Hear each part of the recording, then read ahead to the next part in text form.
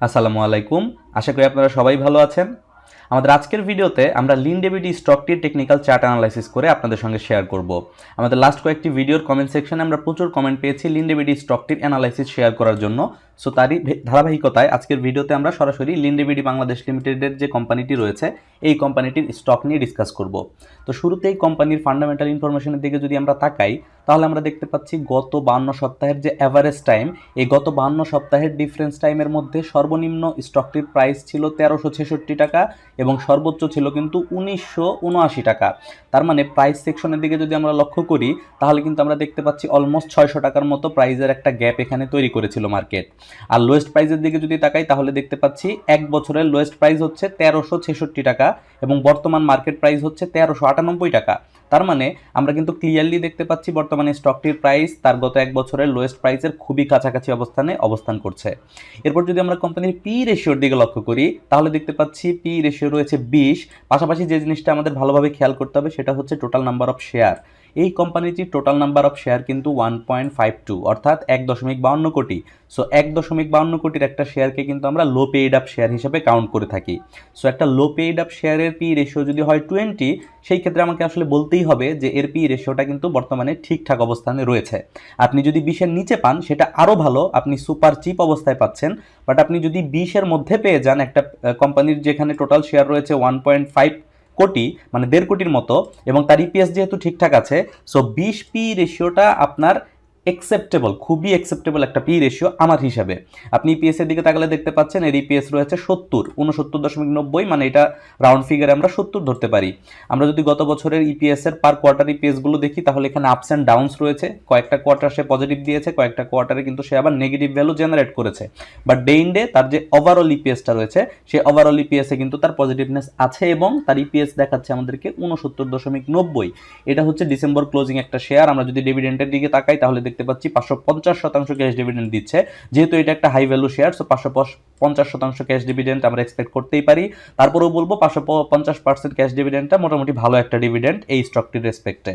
আমরা যদি স্টকটির হোল্ডিংয়ের দিকে লক্ষ্য করি তাহলে ডিরেক্টরের কাছে আছে 60%, গভর্নমেন্টের কোনো হোল্ডিং এখানে নেই, ইনস্টিটিউটের আছে 28% এবং তারা কিন্তু তাদের হোল্ডিংটা বাড়াচ্ছে।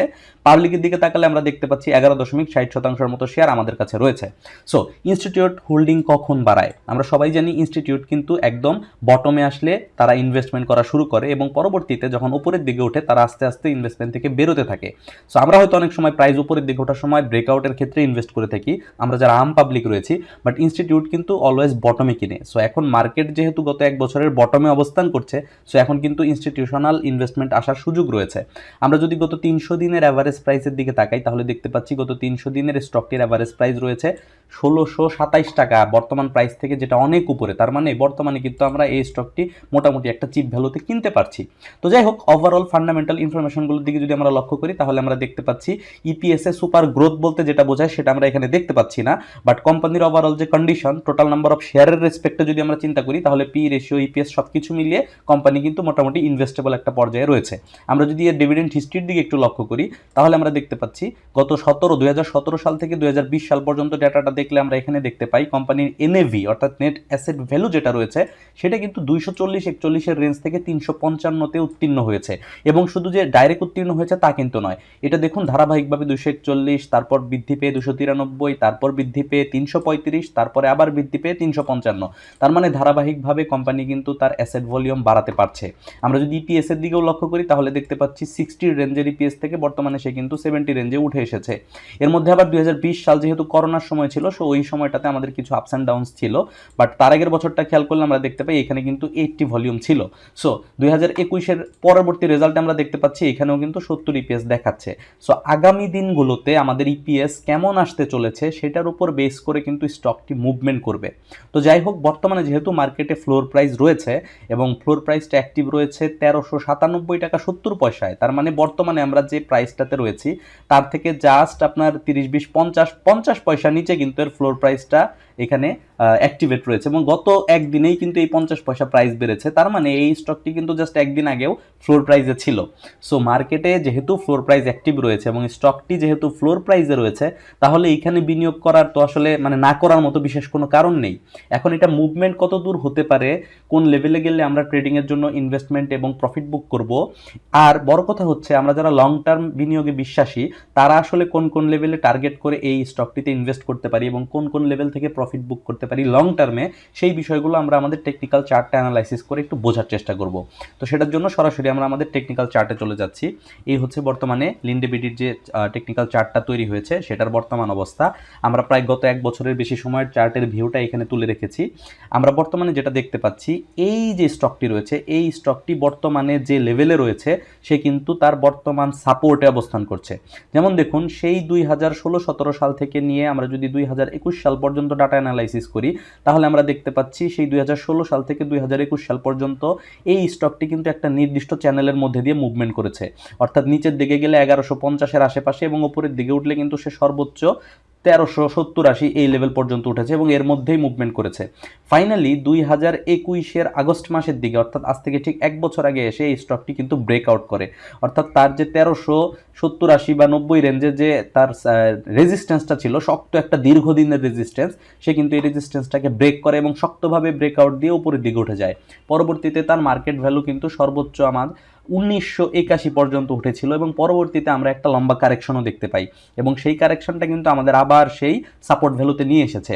আমরা যদি একটু দেখি কত পার্সেন্ট রিট্রেসমেন্ট এখানে হয়েছে ফিবোনাচি টুলের মাধ্যমে, তাহলে দেখুন আমাদের যে হাইয়েস্ট ভ্যালুটা ছিল, টপ ভ্যালু, সেটা হচ্ছে 1981 এবং লোয়েস্ট যে ভ্যালুটা ছিল এই যে লেভেলটাতে, অর্থাৎ 1969-এর দিকে, এই পর্যন্ত যদি আমরা লক্ষ্য করি তাহলে কিন্তু আমরা দেখতে পাচ্ছি এই স্টকটি যতটুকু তার যে লাস্ট সুইং ছিল, লাস্ট সুইং কোনটা, লাস্ট সুইং ছিল কিন্তু এই যে এটা, এই যে এই সুইংটা, এই সুইংটাকে যদি আমরা ট্রিট করি, সে কিন্তু তার 100% পর্যন্ত কারেকশন করেছে এবং তারপর সে সাইড ওয়েভ ক্রিয়েট করেছে।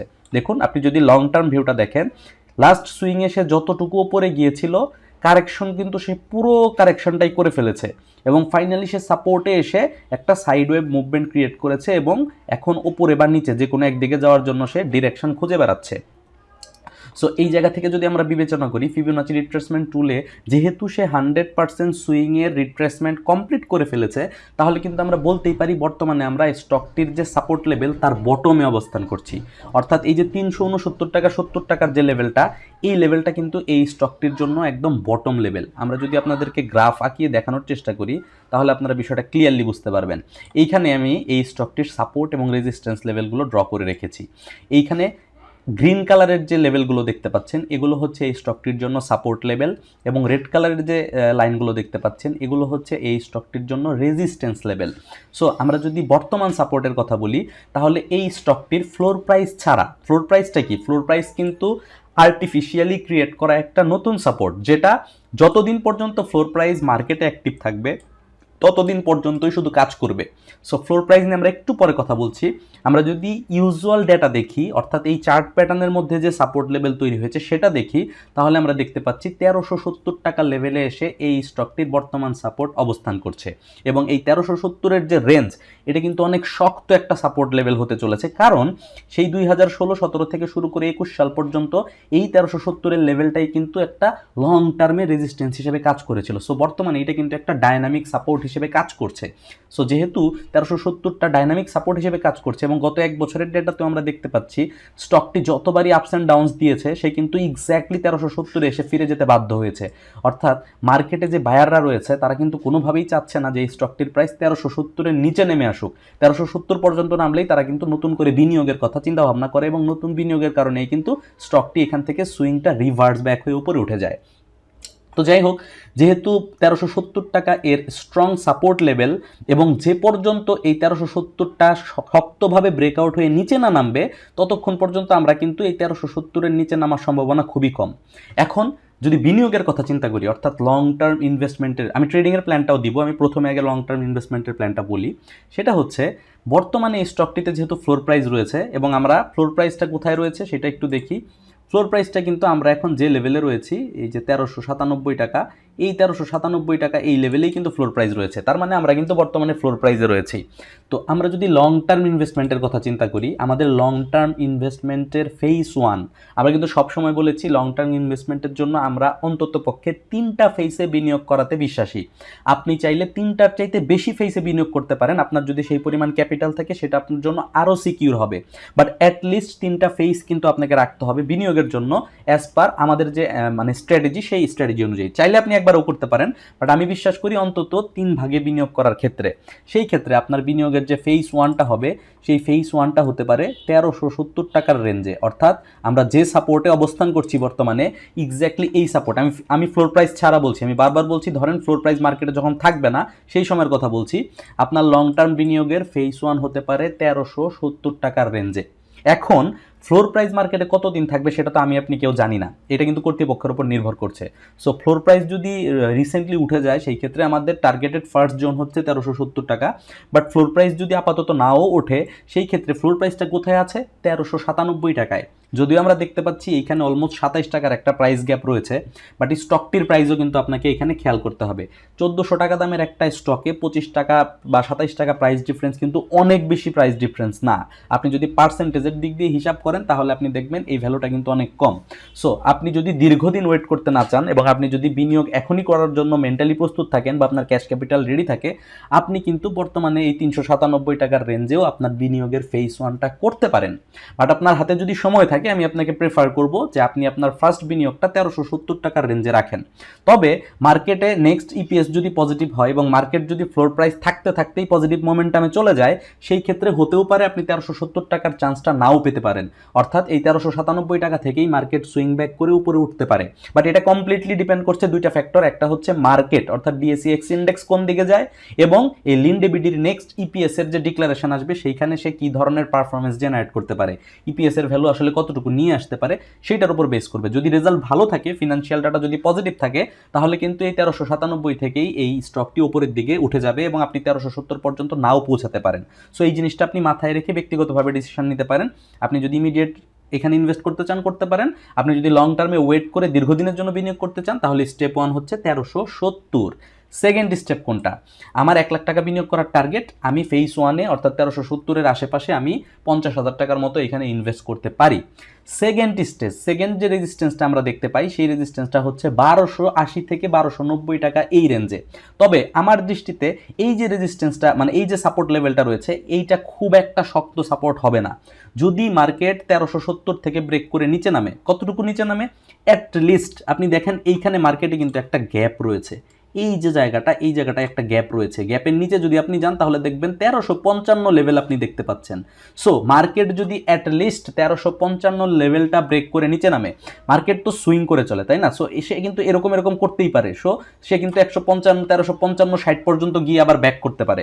বাট এই যে গ্যাপের জায়গাটা, এই গ্যাপের জায়গাটা ফুলফিল করে সে যদি 1355 লেভেলের নিচে নেমে আসে, তার মানে হচ্ছে আমাদের 1370-এর সাপোর্টটা ভেঙে গেল। তখন কিন্তু 1370-এর সাপোর্টটা আর কাজ করবে না, তখন নতুন করে মার্কেটে 1370টা রেজিস্ট্যান্স হিসেবে কাজ করবে এবং সেই ক্ষেত্রে মার্কেট নিচে যাওয়া শুরু করবে। নিচের দিকে মার্কেটের একটা সাপোর্ট রয়েছে 1290-এ। বাট আপনি যদি ফুল সুইংটার দিকে লক্ষ্য করেন, তাহলে কিন্তু আমরা দেখতে পাচ্ছি এই যে সুইংটা, এই সুইংটা কিন্তু আলটিমেটলি শুরু হয়েছে 1210, 15 এই রেঞ্জ থেকে। তারপর সে নিচের মধ্যে দেখুন এই যে জোনটা 1210 থেকে এখানে হচ্ছে 1370, এই জোনের মধ্যে সে ছোট ছোট সাপোর্ট রেজিস্ট্যান্স নতুন করে ক্রিয়েট করেছে।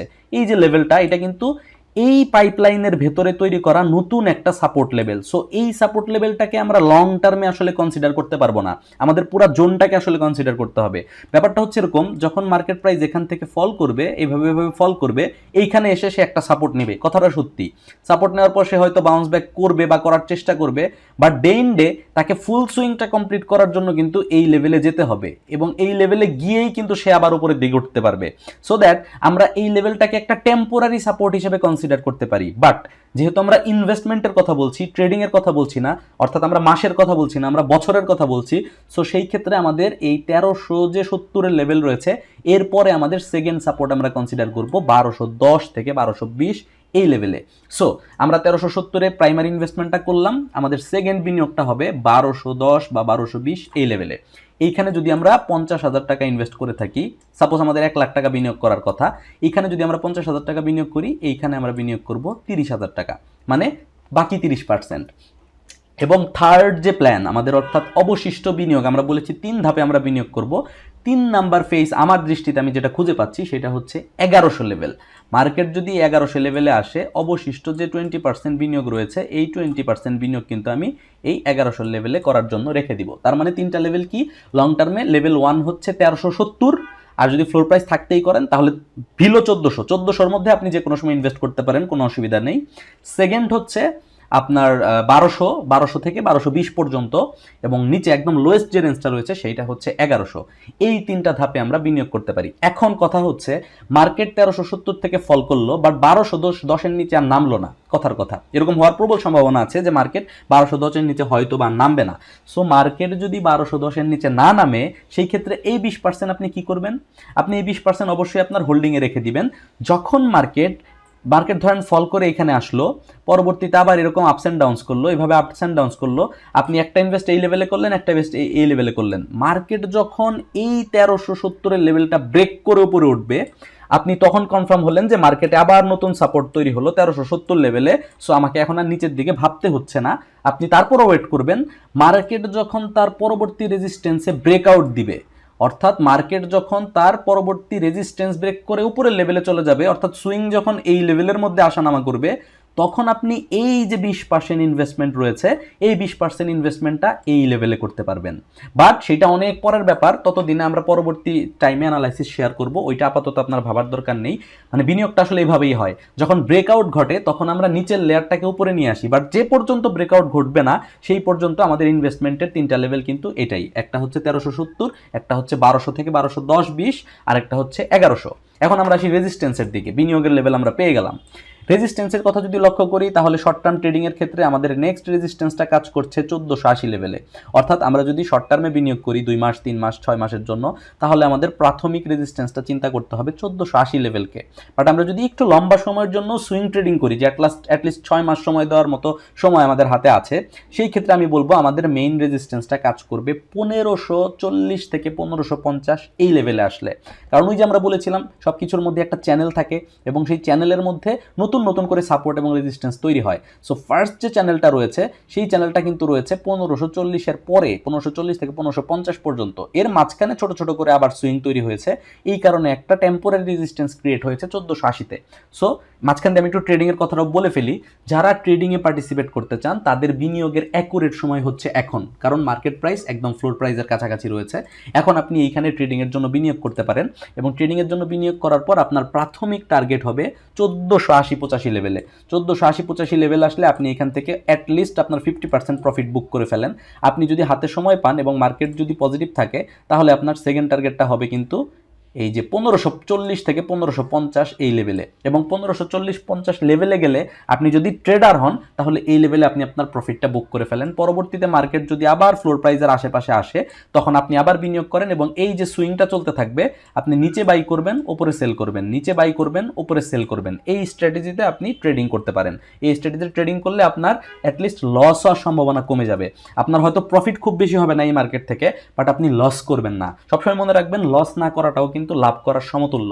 সো এই জিনিসটা শেয়ার মার্কেটে কিন্তু খুব কাজে আসে। তো যাই হোক, ট্রেডিংয়ের পার্টটা শেষ। এখন আমরা আসি ইনভেস্টমেন্টের যে আমাদের রেজিস্ট্যান্স লেভেল।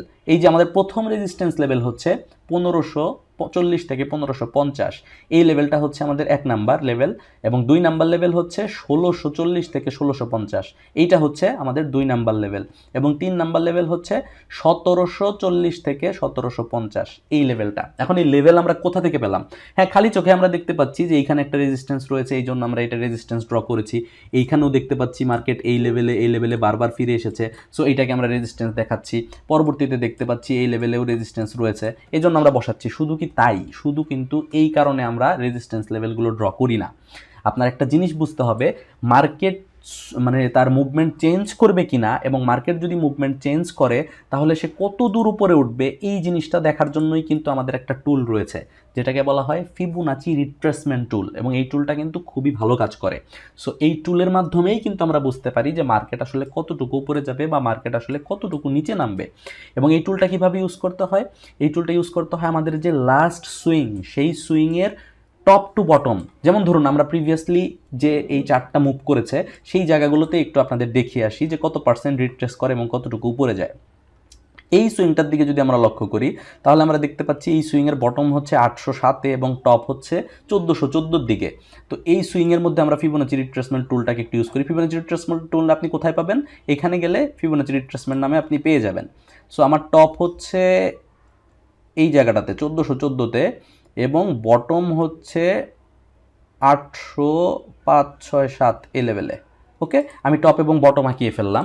এখন যদি আমি এই টুলের দিকে তাকাই, একটা জিনিস মনে রাখতে হবে, এই টুলের গোল্ডেন জোন আছে একটা, সেটা হচ্ছে 0.618 থেকে শুরু করে 0.5-এর এই যে জোনটা, এটাকে গোল্ডেন জোন বলা হয়। এবং এর পরবর্তী যে জোনটা অর্থাৎ 0.382 পর্যন্ত, এই জোনটা হচ্ছে সেকেন্ড প্রায়োরিটিতে থাকবে। অর্থাৎ আমাদের ফার্স্ট এই জোনটা সবচেয়ে বেশি কাজ করে, তারপর হচ্ছে এই জোনটা কাজ করে। কোন দিকে কাজ করে, কী ব্যাপারে কাজ করে সেটা একটু বুঝতে হবে।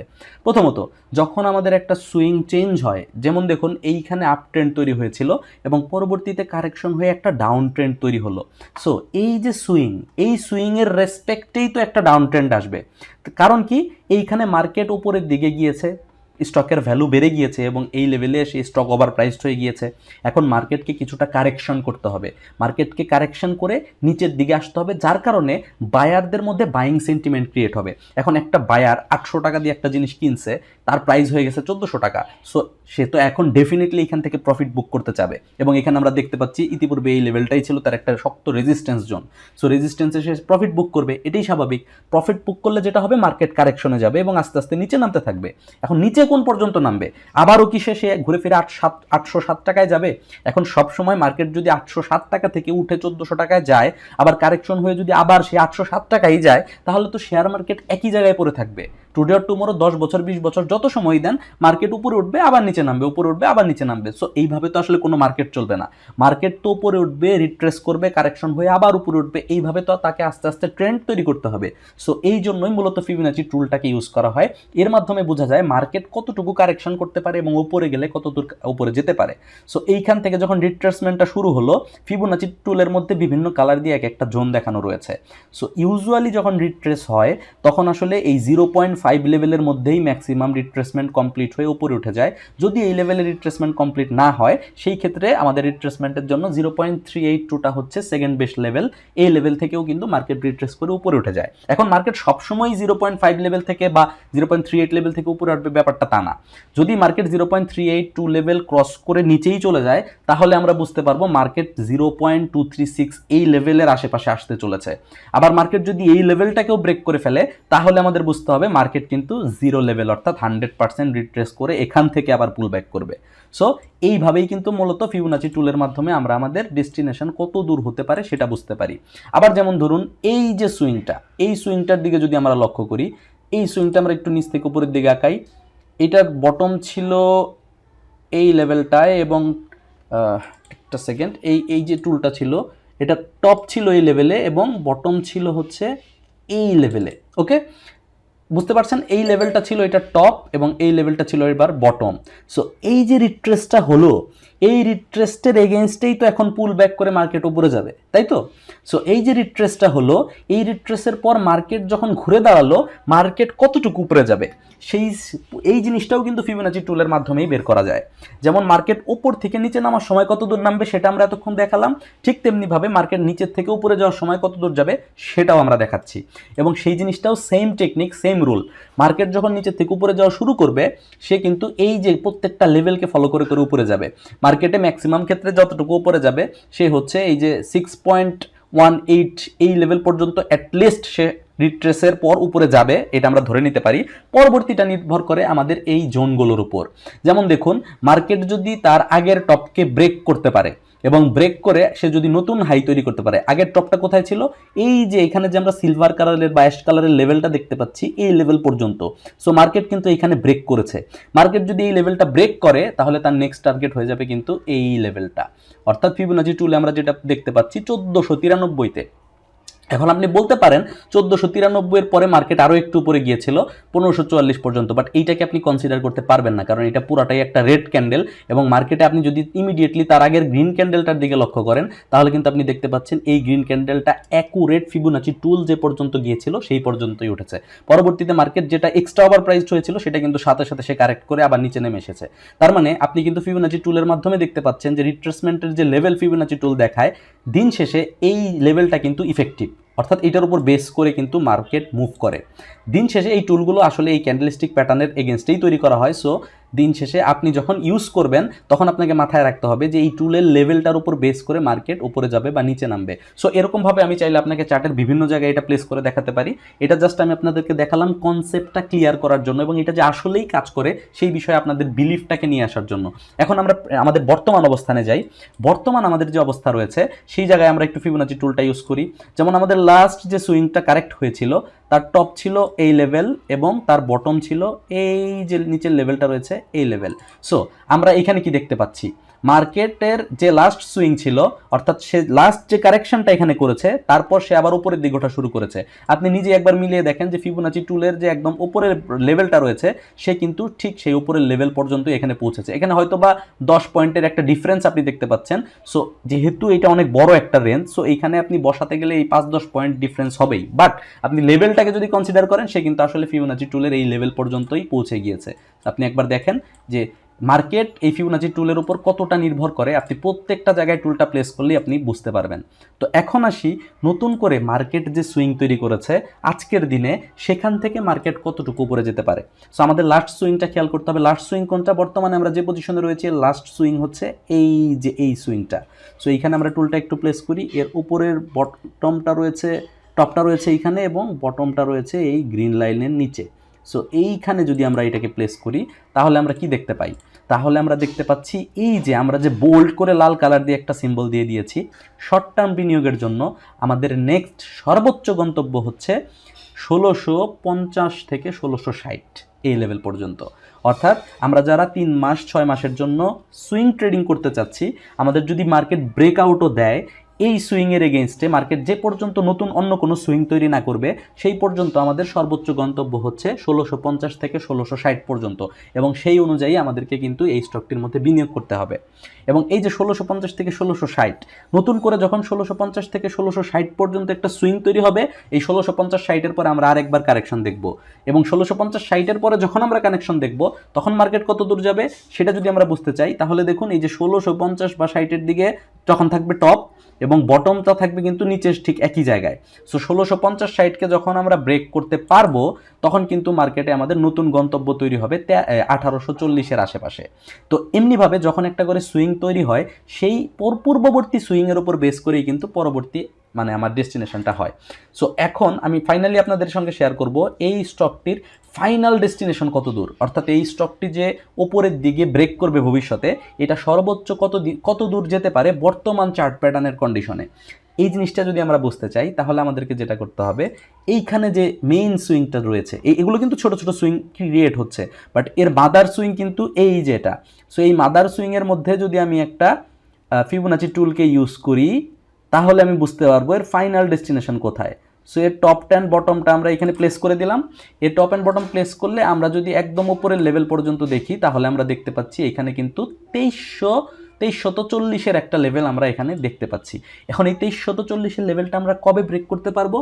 যেদিন আমরা এই স্টকটির হায়ার হাইকে ব্রেক করব, অর্থাৎ এই যে 1970-80-র যে লেভেল, এই যে আরও সহজভাবে বলতে চাইলে এই যে সিলভার কালারের যে লেভেল, যেদিন আমরা সিলভার কালারের এই লেভেলটাকে ব্রেক করতে পারবো, অর্থাৎ 1970-75-এর লেভেলটাকে ব্রেক করতে পারবো, আমাদের নেক্সট ডেস্টিনেশন হয়ে দাঁড়াবে আমাদের 2340-এর আশেপাশে। আর যতদিন পর্যন্ত আমরা এই 1970-কে ব্রেক করতে না পারবো সেই পর্যন্ত কিন্তু আমাদের এই রেড কালারের দেখানো 3টা রেজিস্ট্যান্স অ্যাক্টিভ থাকবে। অর্থাৎ এই রেড কালারের 3টা রেজিস্ট্যান্স ক্রস করার পরে আমাদের নেক্সট গন্তব্য হবে 1970, এবং এই 1970 ব্রেক করার পরে আমাদের নেক্সট গন্তব্য হবে 2340, এবং এই 2340 পর্যন্ত যাওয়ার জন্য আমাদেরকে লং টার্মে বিনিয়োগ করতে হবে। আমরা যদি এই স্টকে বিনিয়োগ করে কয়েক বছর অপেক্ষা করতে পারি, তাহলে কিন্তু আমরা টুডে অর টুমোরো এই 2340 লেভেলটাকে টাচ করতে চলেছি। সো আশা করছি শর্ট টার্ম বিনিয়োগের ক্ষেত্রে আপনার ডেস্টিনেশন কোথায়, মিড টার্ম বিনিয়োগের ক্ষেত্রে আপনার ডেস্টিনেশন কোথায়, এবং লং টার্ম বিনিয়োগের জন্য আপনার ডেস্টিনেশন কোথায়, এই প্রত্যেকটা বিষয় সম্পর্কে আপনারা ওভারঅল একটা ক্লিয়ার আইডিয়া পেয়ে গিয়েছেন। এরপরও যদি আপনাদের এই লিন্ডেবিডি স্টকটি নিয়ে আর কোনো প্রশ্ন বা কোনো কনফিউশন থাকে, আমাদের ভিডিওর কমেন্ট সেকশনে কমেন্ট করে জানাতে পারেন, আমি আপনাদেরকে রিপ্লাই দেওয়ার চেষ্টা করব। আর ভবিষ্যতে কোন স্টকটি নিয়ে আপনারা অ্যানালাইসিস দেখতে চাচ্ছেন সেটা আমাদেরকে কমেন্ট করে জানাবেন। আপনাদের কমেন্টের উপর বেস করে আমি পরবর্তী ভিডিওতে অন্য কোনো স্টকের টেকনিক্যাল অ্যানালাইসিস নিয়ে আসবো। আর আপনারা যারা শেয়ার মার্কেটের টেকনিক্যাল অ্যানালাইসিসগুলো শিখতে আগ্রহী, তারা কিন্তু আমাদের চ্যানেলে যেয়ে আমাদের একটা প্লেলিস্ট করা আছে আপনাদের জন্য, শেয়ার মার্কেট ফ্রি কোর্স নামে। ওই শেয়ার মার্কেট ফ্রি কোর্সের প্লেলিস্টটাতে ঘুরে আসতে পারেন, কারণ শেয়ার মার্কেট ফ্রি কোর্সের যে প্লেলিস্টটা রয়েছে, সেই প্লেলিস্টের মধ্যে আমি কিন্তু আপনাদের জন্য কিভাবে শেয়ার কিনতে হবে, কিভাবে শেয়ার বাছাই করতে হবে, কখন কোনটা থেকে প্রফিট বুক করতে হবে, A to Z প্রত্যেকটা প্রয়োজনীয় জিনিস আপনাদের জন্য সিরিয়াল বাই তৈরি করে রেখেছি। আপনি যদি ডে 1 থেকে শুরু করে এই 15টা ভিডিও আপাতত ধাপে ধাপে দেখে নেন, তাহলে কিন্তু আপনি নিজে থেকে এই ধরনের টেকনিক্যাল অ্যানালাইসিস করতে পারবেন, এবং কারো ডিসিশনের উপর বেস করতে হবে না। আপনি নিজেই ডিসিশন নিতে পারবেন যে কখন কোন স্টকে আপনার বিনিয়োগ করা উচিত এবং কখন কোন স্টক থেকে আপনার বেরিয়ে যাওয়া উচিত হবে। সো আশা করছি আমাদের এই ভিডিওগুলো আপনাদের বিনিয়োগ মার্কেটে আপনাদেরকে অনেকটাই সাহায্য করবে। সো আপনারা আপনাদের মূল্যবান মতামত জানিয়ে আমাদেরকে অনুপ্রাণিত করবেন। সো দেখা হচ্ছে আগামী ভিডিওতে, সে পর্যন্ত সবাই ভালো থাকবেন। ধন্যবাদ, আল্লাহ হাফেজ।